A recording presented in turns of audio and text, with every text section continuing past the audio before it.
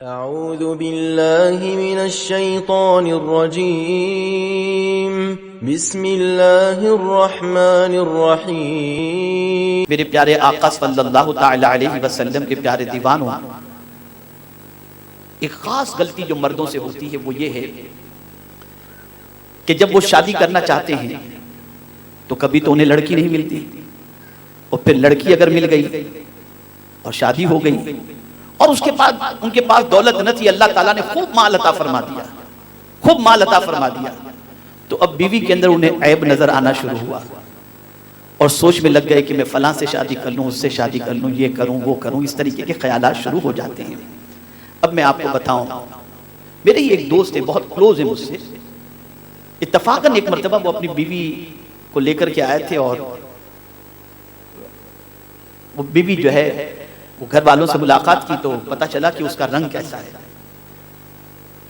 یعنی اگر میں یہ کہوں تو غلط نہ ہوگا کہ ان کی بیوی کا رنگ جو ہے وہ dark black, Z black colour ہے ان کی بیوی کا، لیکن آج اللہ نے ان کو اتنا نوازا ہے کہ مہینے کی صرف رینٹ کی ان کی انکم میرے انداز کے حساب سے 5 سے 6 لاکھ سے کم نہیں ہوگی، صرف رینٹ ان کو آتا ہوگا، ان کی پراپرٹی۔ خوب دولت اللہ نے عطا فرمائی، خوب دولت عطا فرمائی۔ تو لوگوں نے مشورہ دیا کہ یار تمہاری بیوی کو لے کر کہیں لے جانے کے لائق نہ ہو، تمہاری بیوی کا رنگ دیکھ کر سب مذاق اڑاتے ہیں کہ ان کی بیوی یار ایسی بالکل لگتی ہے۔ تو انہوں نے کہا جب میں غریب تھا تو مجھے کوئی لڑکی نہیں دیتا تھا، پھر میری شادی اس سے ہوئی، اور شادی کے بعد سے مولا کی جو رحمتوں کا نزول شروع ہوا ہے اور برکتوں کا نزول شروع ہوا جس کی کوئی انتہا نہیں۔ اب جب اللہ نے اس کے صدقے میں مجھے اتنا نواز دیا تو میں اب اس کا دل دکھانا مناسب نہیں سمجھتا ہوں۔ مجھے فوراً اس بات پر آقا کریم صلی اللہ علیہ وسلم کی ایک حدیث یاد آئی۔ آقا کریم صلی اللہ علیہ وسلم کی بارگاہ میں ایک غریب صحابی حاضر ہوئے اور عرض گزار ہوئے، یا رسول اللہ صلی اللہ تعالی علیہ وسلم، میں غربت کی چکی میں پیسا جا رہا ہوں، بے پناہ غریب ہوں، سرکار مجھے کوئی نسخہ عطا فرمائیں۔ میرے آقا صلی اللہ تعالی علیہ وسلم نے ارشاد فرمایا تم شادی کر لو۔ کہتے ہیں حضور خود کا پورا نہیں ہوتا اور بیوی کی ذمہ داری کہاں سے اٹھاؤں گا؟ میرے آقا صلی اللہ علیہ وسلم نے فرمایا آنے والی تقدیر سے اللہ تمہاری غربت کو دور فرما دے گا۔ وہ صحابی نے نکاح کیا اور اس کے بعد اللہ نے اس بیوی کے صدقے میں اتنا عطا فرمایا کہ وہ مالا مال ہو گئے۔ اب یہاں میں ان ظالموں سے کہوں گا جو یہ کہتے ہیں کہ اللہ کے ولیوں کی وجہ سے کسی کو کچھ نہیں ملتا، معاذ اللہ، حضور صلی اللہ علیہ وسلم کے صدقے سے مانگنے سے کچھ نہیں ملتا۔ ظالموں، ایک بیوی کی وجہ سے جب روزی مل سکتی ہے تو نبی کی وجہ سے سب کچھ نہیں مل سکتا۔ یہ کیسا عقیدہ ہے تمہارا؟ بلکہ آج تک جو ملا ہے وہ حضور کے صدقے میں ملا ہے، اور قیامت تک بھی جو کچھ ملے گا وہ حضور ہی کے صدقے میں ملے گا۔ تو ایک میجر غلطی ہوتی ہے، ایک میجر مسٹیک ہوتی ہے جہاں انسان کے قدم پھسلتے دکھائی دیتے ہیں۔ تو میرے پیارے آقا صلی اللہ تعالی علیہ وسلم کے پیارے دیوانوں، اس چیز کا بھی خاص خیال رکھنا چاہیے کہ جس کے ساتھ وفاداری کا آپ نے عہد کیا ہے، آپ اس سے وفاداری میں کسی قسم کی کوتاہی نہ برتیں، اور اپنی بیوی کو کبھی ہلکا نہ لیں، اپنی بیوی کو کبھی اگنور نہ کریں، اپنی بیوی کی کبھی ڈسکریڈٹ نہ کریں، اپنی بیوی کو کبھی نظر انداز نہ کریں، بلکہ اپنی بیوی کو اللہ عز و جل کی طرف سے ایک سکون کا ذریعہ سمجھیں اور اس کے بعد اس کے ذریعے سکون حاصل کرنے کی کوشش کریں۔ اسی کے ساتھ ساتھ ایک اور چیز ہوتی ہے کہ بہت سارے مرد دوستوں کو وقت دیتے ہیں، پارٹی میں جانے کے لیے ٹائم دیتے ہیں، بزنس میں ٹائم دیتے ہیں، لیکن اپنی بیوی کو ٹائم نہیں دیتے۔ کبھی کبھی تو کچھ لوگ یہاں تک کہتے ہیں یار 3 دن ہوئے میری بیوی سے ابھی تک میں نے بات نہیں کی، پتہ نہیں وہ کیسے رہ پاتے ہیں، مجھے تو حیرت ہوتی ہے۔ انہیں اتنا وقت نہیں ہوتا کہ اپنی بیوی سے بات کریں۔ میں آپ سے پوچھنا چاہتا ہوں، وہ گھر بار چھوڑ کر، ماں باپ چھوڑ کر، اللہ عز و جل اور اس کے پیارے حبیب صلی اللہ علیہ وسلم پر بھروسہ کر کے آپ کے رشتے میں آ چکی ہے، اب آپ مجھے بتائیے آپ انہیں ٹائم نہیں دیں گے اور آپ اگر اس کی بات نہیں سنیں گے، آپ اس سے بات نہیں کریں گے تو وہ اپنے دل کی محبت بھری بات کرے گی کس سے؟ اس لیے کہ یاد رکھیں، ہر بات ہر عورت ہر کسی سے نہیں کر سکتی۔ یاد رکھیں، ہر بات ہر عورت ہر کسی سے نہیں کر سکتی۔ کچھ باتیں ماں اپنے بچے سے کر سکیں گی، کچھ باتیں عورت اپنے ماں باپ سے کر سکے گی، لیکن ساری باتیں اگر وہ کسی سے کر سکتی ہے تو ایک ہی شخص ہے جو اس کا شوہر ہے، اور وہ بھی پیار کرنے والا شوہر اگر ہو تو اس کے سامنے سے اس کی کوئی بات چھپی بھی نہیں رہے گی، ہر بات وہ اپنے شوہر کو کر کے اپنے دل کا بوجھ ہلکا کر لے گی۔ لیکن آج کا مرد اپنی بیوی کو ٹائم نہیں دیتا، اگنور کرتا ہے۔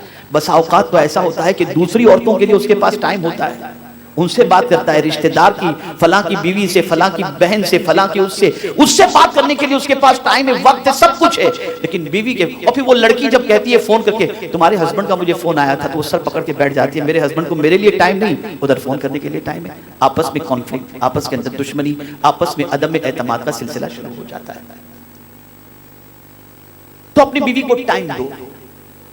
آپ اگر کسی وجہ سے سفر پر رہتے ہیں تب بھی کم از کم دن میں 5 7 8 مرتبہ اپنی بیوی سے فون پر بات کر کے خیر و عافیت معلوم کرو، اس کی فکر کرو، اس کے بارے میں غور کرو، اس کے حال چال معلوم کرو۔ یہ کرنے کی وجہ سے آپ دونوں کے درمیان انڈرسٹینڈنگ بھی ہوگی اور ایک دوسرے کے درمیان اعتماد کا ماحول بھی انشاءاللہ العظیم بنے گا۔ ایک اور پرابلم ہوتا ہے، یہ میں سمجھتا ہوں کہ more than 70 to 80% آج کے دور کے نوجوان من چلے لوگوں کا یہ مزاج ہے۔ وہ اپنی بیوی کو پابند دیکھنا چاہتے ہیں اور خود کو آزاد رکھنا چاہتے ہیں۔ وہ چاہتے ہیں کہ میری بیوی کسی سے بات نہ کرے، بہت اچھا ہے، یہ باغیرت مرد کی علامت ہے۔ وہ چاہتے ہیں میری بیوی کسی کی فوٹو اپنے پاس نہ رکھے، باغیرت آدمی ہے، بالکل اچھا ہے۔ لیکن اپنی بیوی سے ہی کہے گا وہ بہت مجھے میسج کرتی ہے، کیا کروں، تمہارا کیا خیال ہے؟ فلاں کا مجھے میسج آیا، فلاں مجھے دیکھتی ہے، فلاں مجھے پرپوز کرتی ہے، فلاں مجھے یہ کرتی ہے۔ ظالم، جس طریقے سے تو اپنی بیوی کو کسی اور کے ساتھ بات کرنا پسند نہیں کرتا، تیری بیوی بھی تو یہ پسند نہیں کرتی کہ تو کسی اور کا تذکرہ کر۔ لیکن مرد خود کو آزاد رکھتا ہے اور بیوی کو پابند دیکھنے کی خواہش رکھتا ہے۔ یاد رکھیں یہ چیز بھی شادی شدہ زندگی کو تباہ کر دینے کے لیے بہت ہی خطرناک ہے، اور ایسا طریقہ اختیار کرنے والا مرد اپنی بیوی کی نظروں سے گر جاتا ہے۔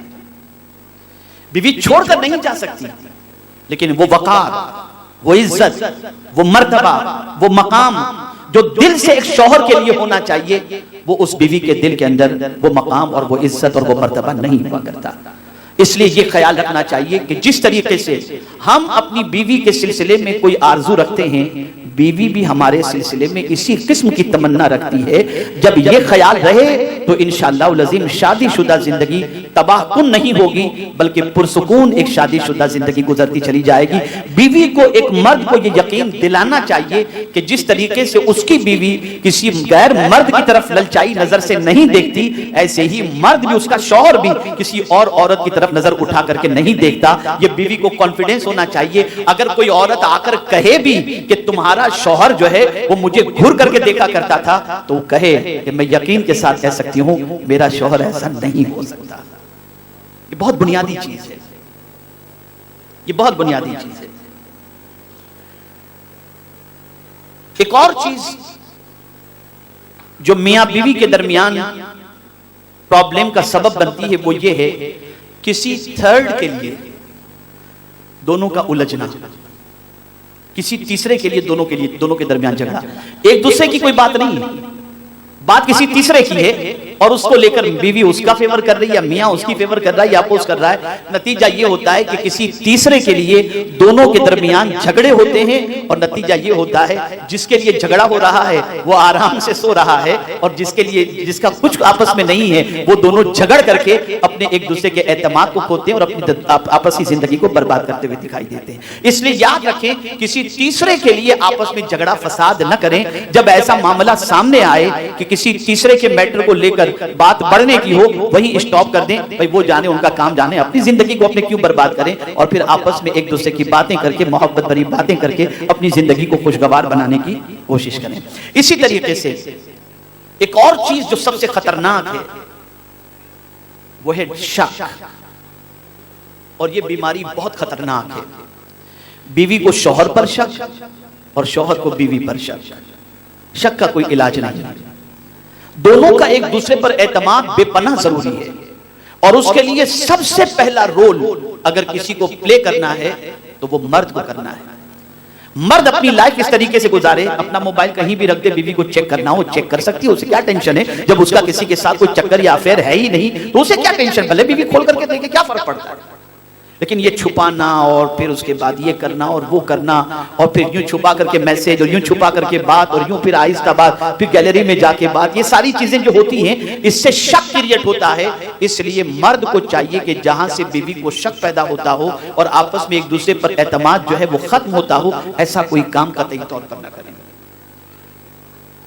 اور اسی طریقے سے مرد کو چاہیے کہ اپنی بیوی کو اسٹرکٹلی اس بات کا آرڈر کر دے کہ تمہاری کوئی چیز مجھ سے چھپی ہوئی نہیں ہونی چاہیے اور کوئی ایسا کام تم نہ کرو جس سے مجھے شک ہو. لیکن میں یقین کے ساتھ کہتا ہوں اگر شوہر وفاداری کا مظاہرہ کرے اور بیوی کے جائز مطالبات کو پورا کرے تو انشاءاللہ العظیم بیوی بھی کبھی اس کے ساتھ بے وفائی نہیں کرے گی اور ان کی زندگی پرسکون گزرتی ہوئی انشاءاللہ دکھائی دے گی. تو شک یہ سب سے خطرناک چیز ہے میاں بیوی کے درمیان ڈسپیوٹ کے لیے. اس لیے باہمی اعتماد یہ بے پناہ ضروری ہے. مرد اپنی بیوی پر اعتماد کرے اور عورت اپنے شوہر پر اعتماد کرے.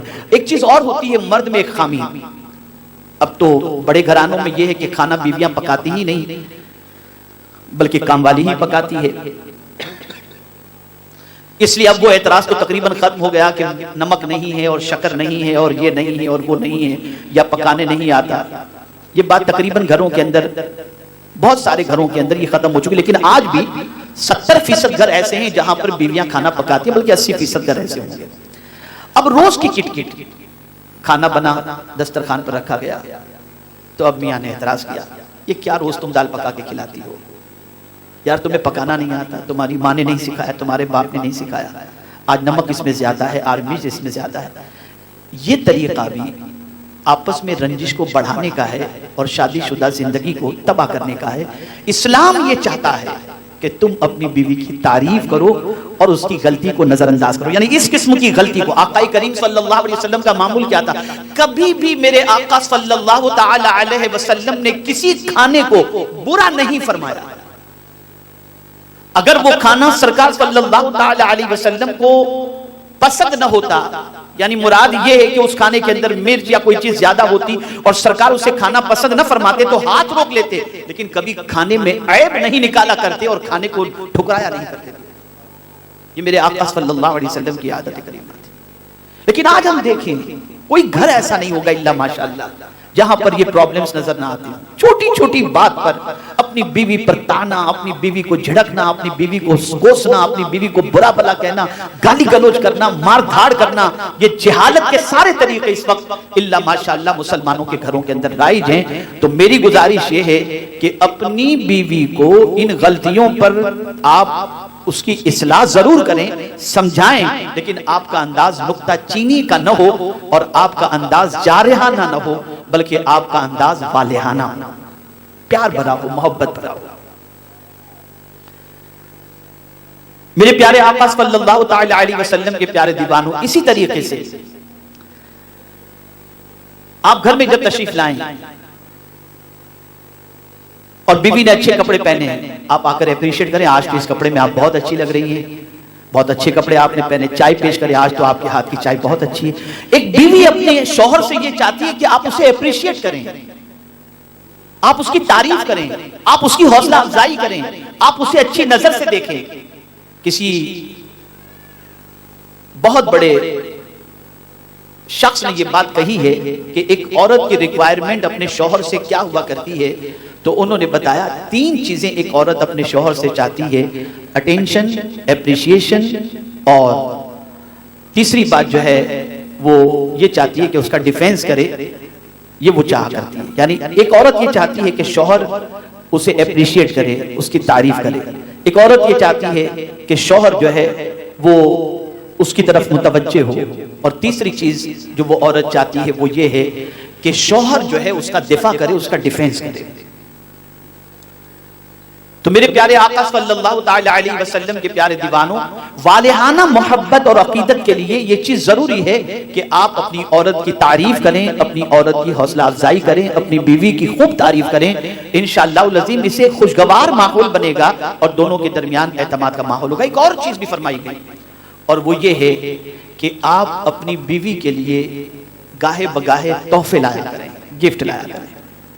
اور اسے گفٹ میں کچھ نہ کچھ چیز دیا کریں. کبھی قلم لا کر آپ نے دے دیا, کبھی اور اس کی کوئی ضرورت کی چیز لا کر کے آپ نے دے دیا. اس سے محبت بڑھتی ہے. خود آقا کریم صلی اللہ علیہ وسلم نے ارشاد فرمایا تحفہ دو کہ اس سے محبت بڑھتی ہے. ایک دوسرے کو تحفہ دینے سے محبت بڑھتی ہے.